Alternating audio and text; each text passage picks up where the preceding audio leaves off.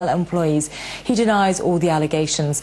Well, now local reporter Mark Klusner is in Jerusalem to bring us the latest. Mark, thank you very much for joining us. So does this statement reflect the seriousness of Katzav's situation, do you think? Well, the president really only had two choices. He could either resign or ask for a leave of absence from Parliament.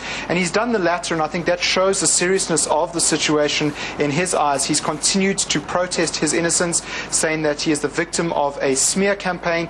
And he has singled out, in his press conference, he singled out the police and the media and said that they are after his blood and they are wanting to get him out of office. Okay, so who's likely to take over the presidency in the meantime?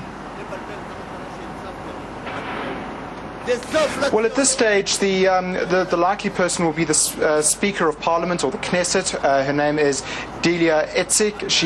She will be the first female president for Israel.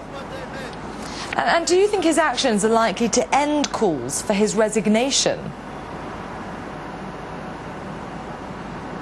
I doubt it. If anything, his actions are likely to increase the calls for his resignation. We've already seen a number of calls from a lot of different spheres.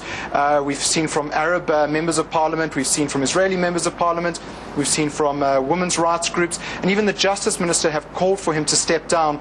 And if anything, the calls are likely to intensify. Okay, well, widening this out a little, Mark, how significant do you think this is for Israel that yet another senior politician is facing criminal charges? Well, I think it's very significant. What we've seen is Israeli people have basically been inundated with a number of political scandals in the past few months. We've have the Prime Minister Ehud Olmert, who's been investigated on allegations of alleged irregularities when he was the finance minister.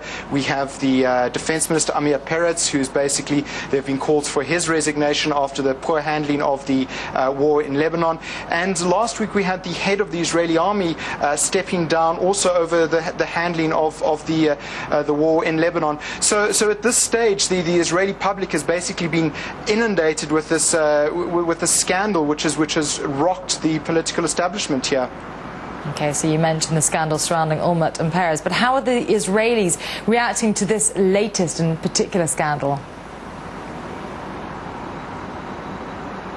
Well, they've really taken, it's really taken, they hurt the Israeli people in particular.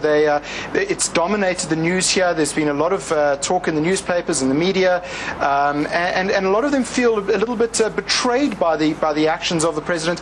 They feel that he has abused his office, and they really do feel a little shell-shocked almost about the way the situation has developed.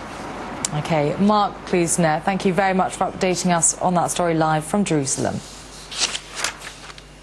The Parliamentary Assembly of the Council of Europe has dropped its calls for Kosovo's independence from a resolution on the disputed province. Our correspondent in Strasbourg, Anissa Nawi, says